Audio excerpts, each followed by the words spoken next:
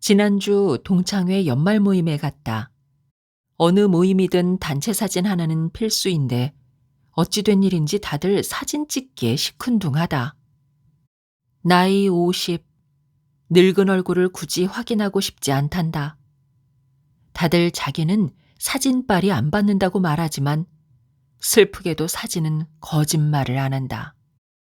그리고는 초점이 안 맞아 흐릿하게 나온 사진을 보며 만족스러워했다. 현실을 직시하지 못하는 여린 영혼들. 안녕하세요. 힐링필드입니다. 우리 사는 이야기 좀 해볼까요? 사는 게 왠지 나만 더 힘든 것 같고, 그래서 더 억울한 것 같고, 그래서 축 처져 있는데, 어떤 친구가 내 어깨를 툭 치더니 자기 사는 얘기를 해주는 거예요. 꿈만 턴 대학 시절. 아니, 오로지 대학가요제 나갈 욕심으로 들어간 대학 시절 이야기. 졸업 후 서울에서 시작한 직장 생활. 간호사였던 친구는 응급실에서 근무를 했는데 사회초년병에게는 너무나 혹독했던 경험들. 그 후 결혼도 하고 아이도 낳고 겉보기엔 평범하게 사는 것 같아도 결코 그렇지 않은 게 그의 남편 이야기예요. 남편은 인생을 딱 두 부류로 나눈답니다. 아인슈타인의 상대성 이론을 알고 죽는 사람과 모르고 죽는 사람. 덕분에 친구는 남편을 상대 안 한다는 그런. 이외에도 두 아들의 이야기나 시댁 이야기들을 들어보면 그에 비하면 나는 정말 별일 없이 사는 사람이구나 라는 생각이 들었죠. 그리고 친구에게 감사한 마음이 들었습니다. 남에게 털어놓기 힘든 얘기일 수도 있는데 그런 이야기를 매우 쿨하게 들려준 것은 아마도 어깨 좀 피고 살라고, 잔뜩 찌푸린 미간도 좀 피고 웃으며 살라고 그렇게 옆에서 열심히 수다를 떨어준 것 같았습니다. 그 친구를 정식으로 소개하자면 40대에 비로소 문학소녀의 꿈을 이뤄 명랑한 중년이라는 책을 쓴 문하연 작가입니다. 제 진짜 친구는 아니고요. 책을 읽다 보면 그런 친근함이 느껴지는 작가입니다. 명랑한 중년은 문하연 작가의 성격이 그대로 드러나 있는 책이기도 한데요. 자칫 우울해질 수 있는 우리의 삶을 참 유쾌하게 바꿔주는 찰리 채플린 영화 같은 그런 책이었습니다. 이 책에는 참 다양한 이야기들이 담겨 있습니다. 휴대폰에 남편 이름과 사진을 자기가 좋아하는 연예인 이름으로 저장해 놓는 현실 부부 이야기나 사수생 아들과 삼시세끼 먹으며 사이좋게 지내는 쿨한 엄마 이야기, 93세의 나이에도 사랑을 꿈꾸는 낭만가 이야기, 그리고 함께 산 지 10년 된 반려견 미미와의 이별을 준비하는 이야기 등 그중에서 특히 와닿았던 건 나이 들매에 관한 이야기였습니다. 화양연화처럼 가장 아름답고 찬란했던 시절은 지고 불편한 곳이 하나둘씩 생기기 시작하며 느끼는 나이 들매의 씁쓸함. 하지만 그것마저도 작가는 결코 씁쓸하게 내버려 두지 않습니다. 어느 시절보다 멋지고 유쾌하게 나이 드는 법을 이야기해주고 있죠. 지금부터 그 이야기를 들려드릴까 합니다. 5월에 광주 캠퍼스를 홀린 여자. 그게 바로 나였다. 80년대 광주는 사계절이 뜨거웠다. 최루탄은 초봄의 황사처럼 늘 공기를 꽉 채우고 있었고 우리는 슬픔인지 매움인지 모를 눈물을 달고 살았다. 민주화 운동이 한창이던 그 시절 광주 시내 한복판에 있는 고등학교에 다녔다. 학교는 진압대로부터 도망온 대학생들과 시민들의 도피처가 되면서 조퇴와 휴교를 반복했다. 조퇴를 한들 사방이 통제되어 집까지 돌아 걸어 도착하면 밤이 되었다. 교복 자율화로 사복을 입었던 우리는 대학생들과 섞여 있으면 구별되지 않아 다짜고짜 잡혀갔다. 진압대가 보이면 숨어야 했고 남들이 뛰면 뛰어야 했다. 그렇게 고등학교를 졸업한 나는 간호학과에 진학했다. 딱히 꿈이 있었던 것도 아니었다. 막연히 대학생이 되면 대학가요제 같은 곳에 도전해보고 싶다는 생각만 있었다. 돌이켜보면 나는 성적도 외모도 성격도 눈에 띄는 아이는 아니었다. 그런데 소풍이나 수학여행 가서 무대가 생기면 아무런 준비 없이 그냥 앞으로 나갔다. 뭘 하겠다고 주변에 말한 적 없으니 모두가 뜨악했으나 나도 뭘 하리라고 맘먹지 않았기 때문에 미리 말할 것도 없었다. 나는 다짜고짜 노래했고 이후 소녀들로부터 각종 선물과 편지를 받았다. 아쉽게도 여고에는 소년이 없다. 광주의 5월, 운동권이냐 아니냐를 논하는 건 의미가 없었다.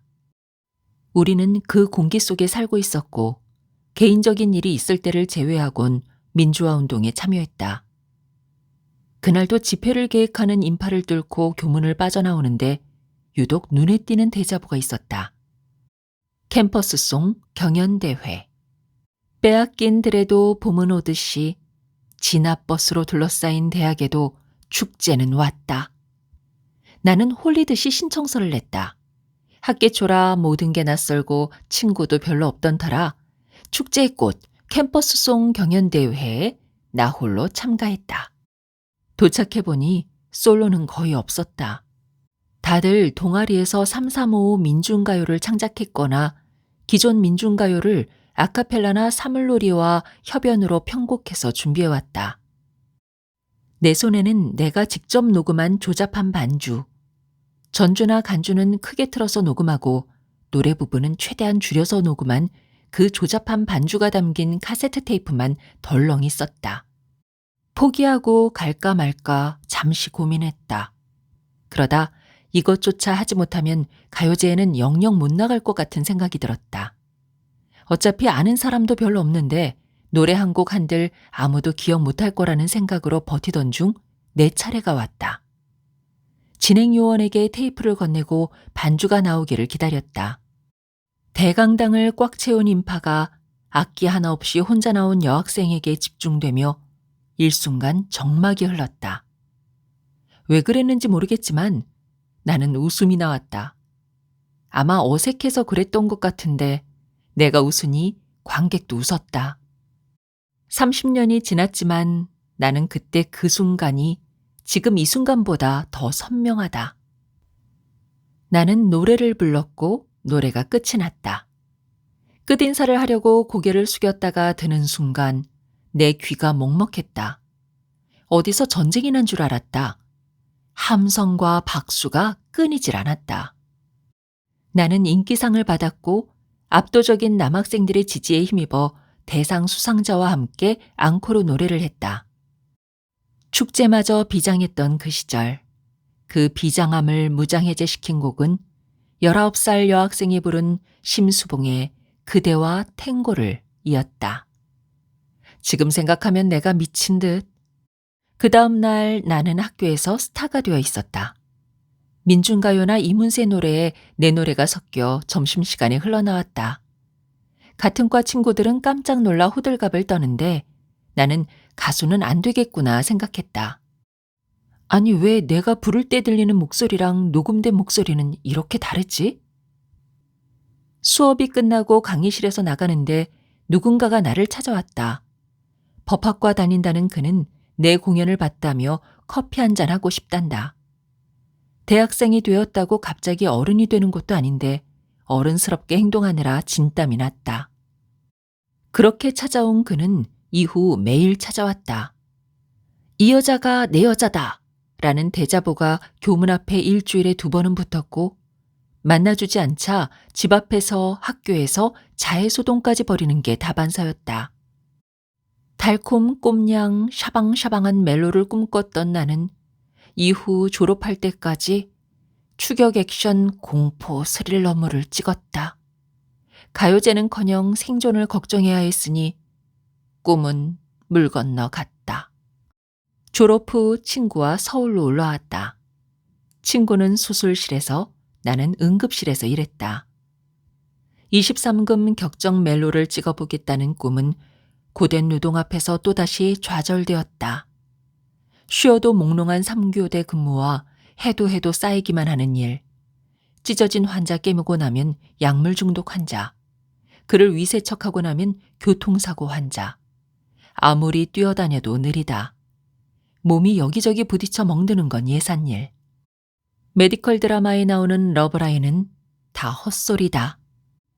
우리는 매일 닥터 잡, 널스 잡을 나눠서 침범했네 안 했네 따위로 얼굴을 붉히고 서로 만만해 보이지 않으려고 웃겨도 화를 냈다.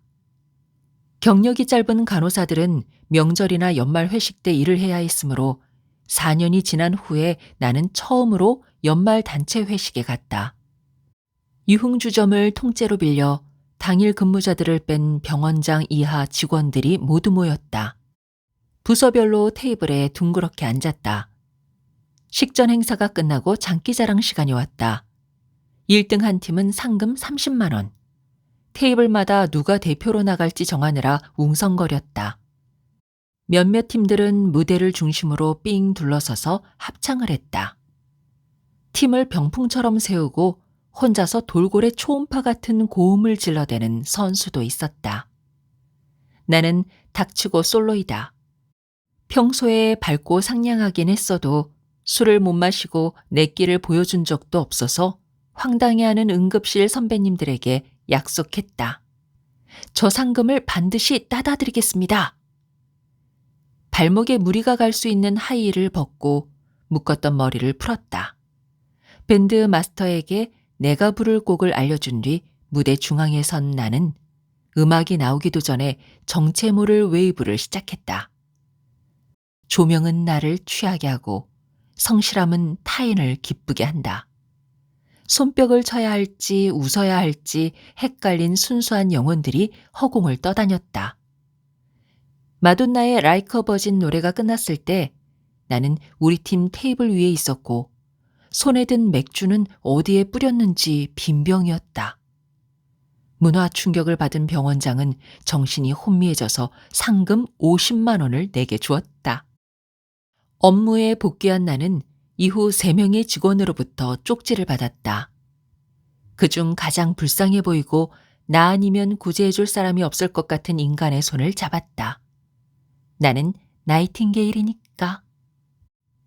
무대 1막이 끝나고 나니 묵직한 삶의 2막이 이어진다. 새로운 가족이 생기고 아들도 둘을 낳았다. 엄마가 된다는 것은 자연스러운 일임과 동시에 매일이 생소한 날의 연장이다. 아이들이 어리면 어린 대로, 크면 큰 대로 그 덩치만큼 문제의 크기도 커진다.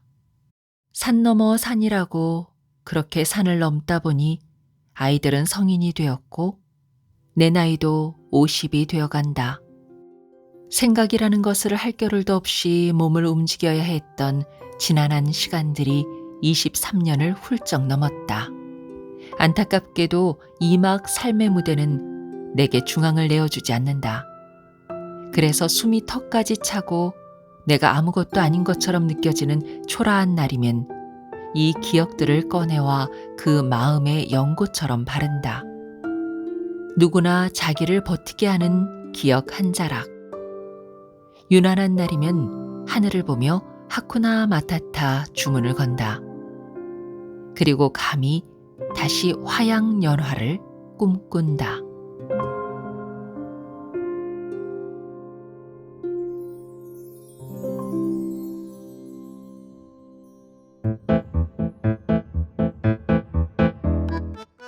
시스루룩의 노브라? 나이 들면 이런 건가요? 이거 얼마예요? 가격표 붙어 있어요. 아, 죄송한데요. 제가 눈이 나빠서. 옷가게 점원이 다가와 가격을 알려주며 입어보실래요? 라고 묻는다. 언제부터인가 상표에 깨알 같은 글씨로 적힌 가격이 안 보인다. 스마트폰의 밝기를 조금만 어둡게 해도 글씨가 흐릿하다. 글씨 크기를 키우면 되겠지만 그러면 왠지 나이 듦을 인정하는 것 같아서 악착같이 작은 글씨를 눈에 불을 켜고 본다. 그것도 스마트폰과 내 눈과의 거리를 조절해가며 초점을 맞춰야 가능한 일. 어떤 날은 얼굴이 그런 대로 봐줄 만하다가 한 달에 한 번 그분이 오시는 날에는 영락없이 눈밑이 검어지고 피부는 푸석푸석, 잔주름은 자글자글하다. 어느 TV 프로그램에서 꿀이 피부에 좋다기에 얼굴에 잔뜩 발랐다가 머리카락까지 엉겨붙어 애를 먹었다. 생고등어를 눈밑에 붙이면 다크서클이 빠진다는 말을 패션 잡지에서 보고 따라했다가 비린내 때문에 오은 식구의 원성을 사기도 했다. 다크서클이 좋아졌는지는 현미경으로 봐야 알 수 있을 것 같고 호들갑 떠는 가족들을 향해 인상을 쓰고 있었더니 미간의 주름만 더 깊어진 것 같다.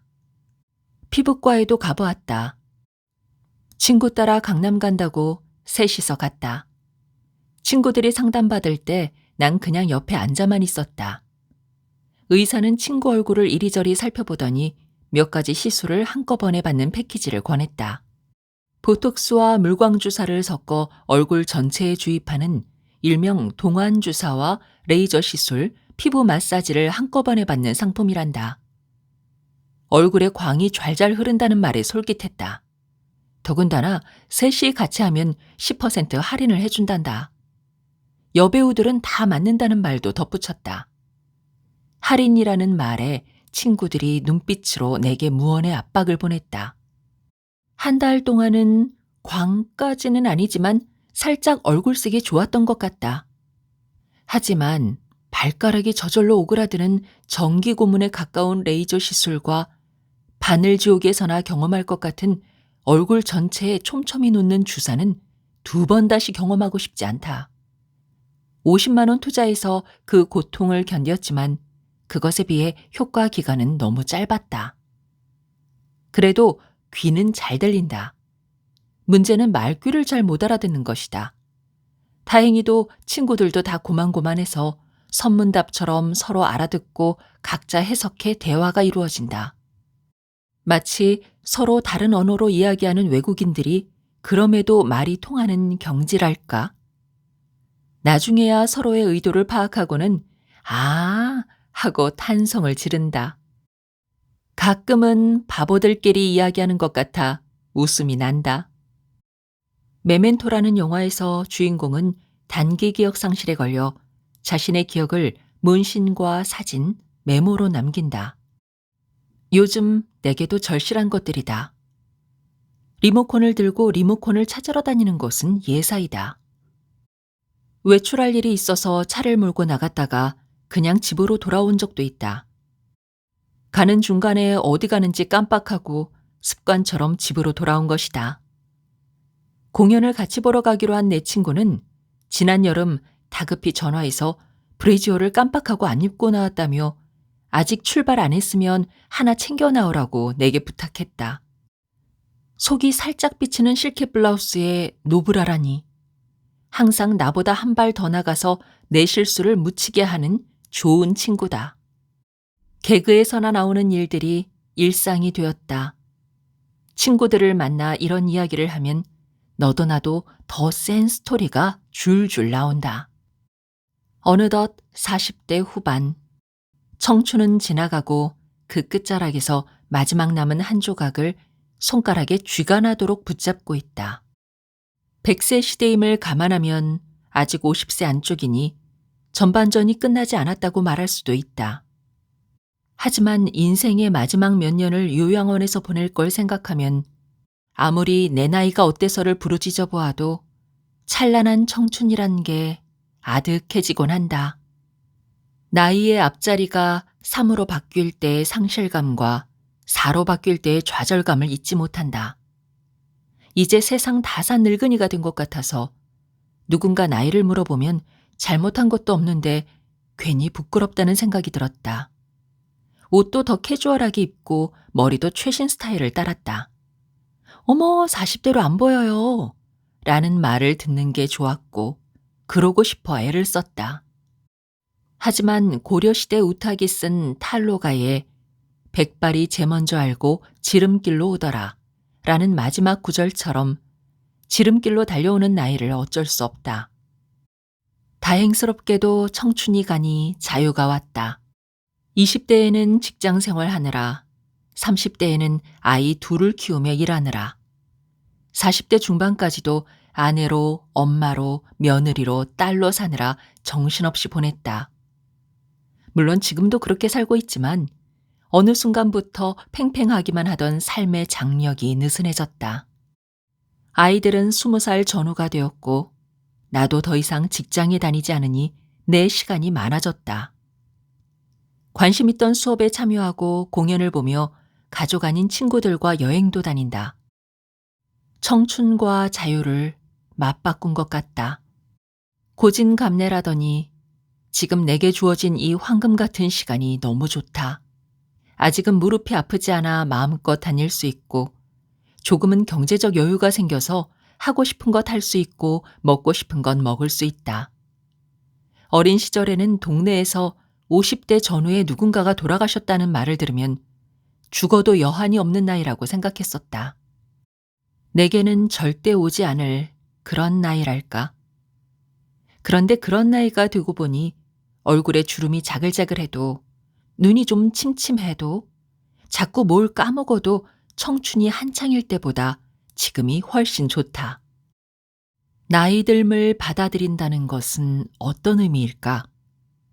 주름진 얼굴을 자연스럽게 생각해서 손대지 않고 젊은 사람들이 모이는 장소엔 물 흐리지 않도록 가지 않으며 나이에 맞는 옷을 입고 50 넘어 미니스커트가 롱스커트로 바뀌고 등산복이 일상복이 되는 것만을 의미하진 않을 것이다.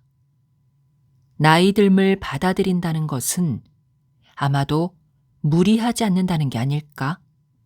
다른 사람에게도 나 자신에게도. 단풍은 영양분이 많을수록 일교차가 클수록 더 선명하게 색이 물든다고 한다. 나 또한 건강, 가족, 취미, 친구, 경제력 등을 영양분 삼아 앞으로 수없이 다가올 일교차 큰 삶을 의연히 견뎌내 마침내 단풍처럼 아름답게 물들고 싶다.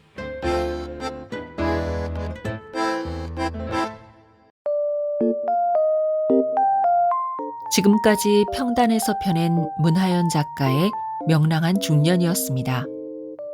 끝까지 함께 해주셔서 감사합니다. 건강하세요.